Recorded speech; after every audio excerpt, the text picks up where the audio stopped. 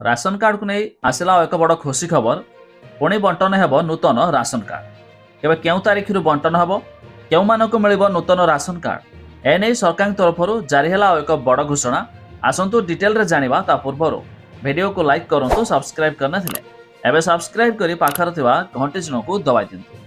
देखंतु एबे एक बड़ अपडेट आसुछि। ई-केवाईसी पंजीकरण सरिबा परे खाउटी को नूतन राशन कार्ड बटा जिवो। तेबे खाद्य जोगाण और खाउटी कल्याण मंत्री कृष्णसूत्र पात्र यह सूचना देइछन्ति। मंत्री श्री पात्र कहिसन्ति पाखापाखि 3.5 कोटी लोकंक ई-केवाईसी पंजीकरण हेबो। एबे सुधा 2 कोटी लोकंक ई-केवाईसी सरिछि। आ मासे मध्यरे अवशिष्ट लोकंक ई-केवाईसी कराजिवो। आ ए प्रक्रिया सरिबा परे जांच करा जाई अयोग्य कार्डधारी को हटाजिवो। केवल योग्य खाउटी को बछा जाई सेमानकु नुआ राशन कार्ड मिलिबो। तेबे जे माने ई-केवाईसी करिनाहंती सेमानकर जांच करा जाई स्वतंत्र टीम घर को घर बुली संपृक्त व्यक्ति कहीं ई-केवाईसी करनाहंती ताकू अनुध्यान करिवे और कौनसी परिस्थिति रे राशन जोगाण बंद हेबो नाही।